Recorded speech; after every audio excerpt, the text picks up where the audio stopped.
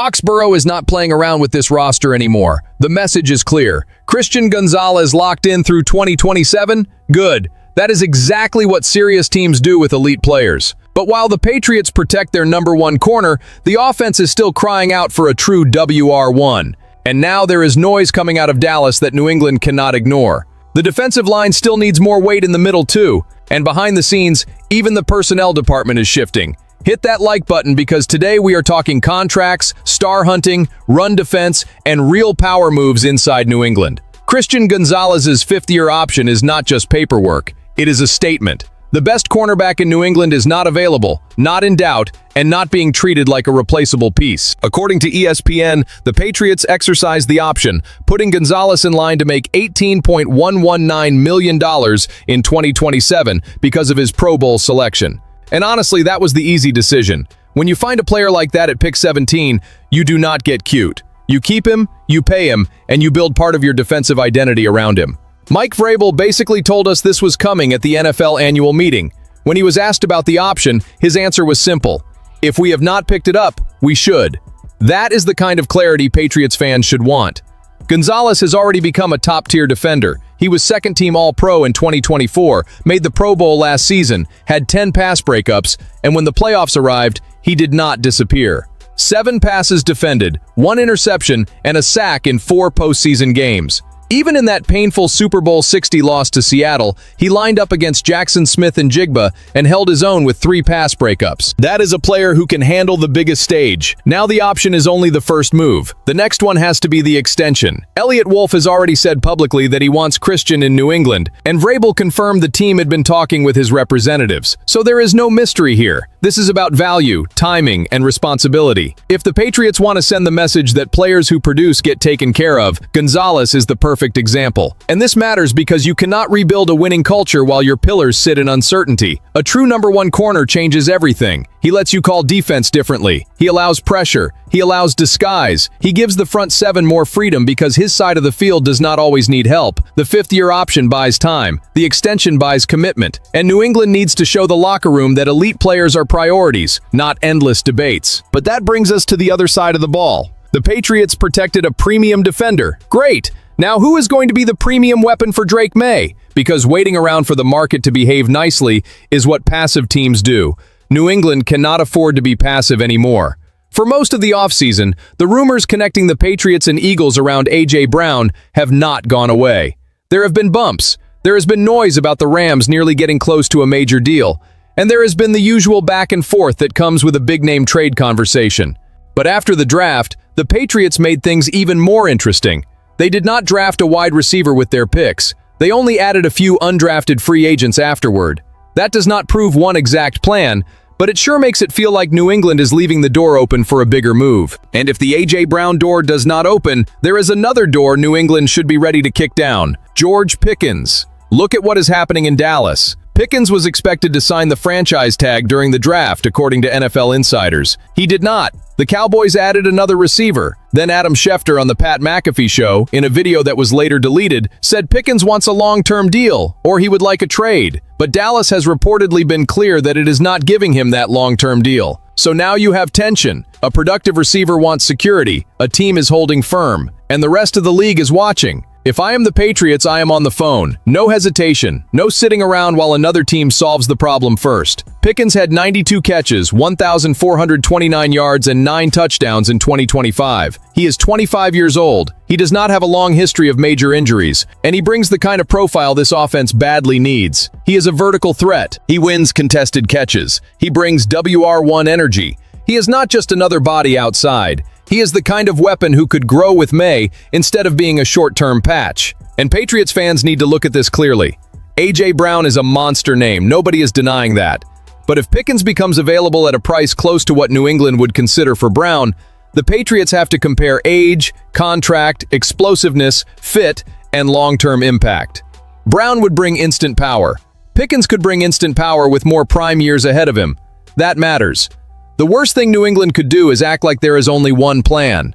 Smart teams create pressure at multiple tables. If Philadelphia digs in, push Dallas. If Dallas does not want to pay Pickens, offer them a way out.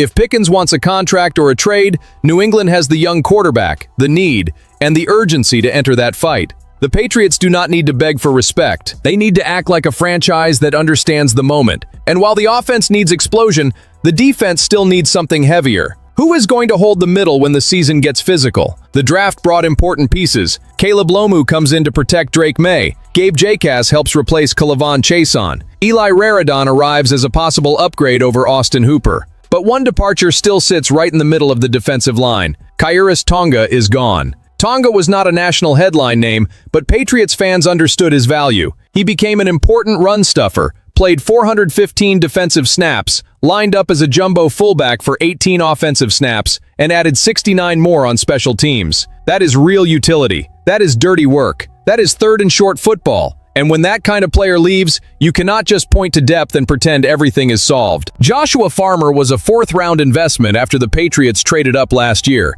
but in 13 games, he mostly played a depth role and ended the season on injured reserve with a hamstring injury. Eric Gregory showed some run-stuffing ability as an undrafted free agent. Leonard Taylor III and Jeremiah Farms are also on the roster. But let's be honest, none of those names should stop New England from looking for a more proven answer if the market gives them one. That is why DJ Reader makes sense. Not because he is a flashy signing, not because he sells jerseys, because he does the heavy work that only gets noticed when opponents start running straight through the middle. Reader played all 17 games for the Lions last season, had 28 tackles, and posted a 6.3% pressure rate. He is not a sack machine. His value is size, awareness, experience, and the ability to occupy space like a true nose tackle at over 330 pounds. Yes, 2025 was not his best year. He ranked 88th among defensive tackles in run stop rate at 5.7% and 90th in average depth of tackle at 2.7 yards, with a minimum of 100 run defense snaps. But in 2024, he ranked 15th in that second metric at 1.4 yards. So the question is not whether Reader is still at his absolute peak. The question is whether, on a short and affordable deal, he raises the floor of a rotation that does not currently have a true nose tackle among the projected starters. Milton Williams is a star. Christian Barmore has size, but he has had issues against the run. Corey Durden became a great story, going from practice squad signing to real contributor, with 34 tackles and an 11.3% pressure rate across 21 games. But repeating one of the league's best run defenses does not happen just because you say it loudly. The NFL adjusts, opponents study, the season wears teams down, and if the Patriots are really in win-now mode, they cannot just hope the middle holds up. So I am asking the fan base, do you want to bet only on internal development, or do you want Reader for 1 year to bring size, experience, and security to the middle? Because to me, that is the kind of move serious teams make. It is not glamorous. It is survival. It is playoff football before the playoffs arrive. It is New England saying that if anybody wants to run through the middle, they are going to pay for it. And while we talk players, trades, contracts, and roster holes, there is another part of this story fans cannot ignore. The people making these decisions are being evaluated too. After the draft, the quiet cleanup begins inside NFL personnel departments, and in New England, the first reported name out is Marshall Ouyem, the director of scouting projects. Aaron Wilson of KPRC2 Houston reported that the Patriots parted ways with him. It is not a loud Sunday headline, but for anyone who understands roster building, it matters. Ouyem was not some random name. He joined the Patriots in 2018 as a pro scout, spent 5 seasons in that role, became assistant director of scouting in 2023, then moved into director of football strategy under the new regime, and last year took on his most recent role. Before that, he spent 4 years with the Cleveland Browns as a pro scout and scouting assistant. So this is someone with real experience in evaluations, reports, process, and market reads. When a person like that leaves right after the draft, the question is not gossip. The question is direction. Mike Vrabel and Eliot Wolf are trying to build a version of New England that stops apologizing for the recent past and starts forcing a new standard. That does not happen only by drafting players. It happens by aligning the whole building.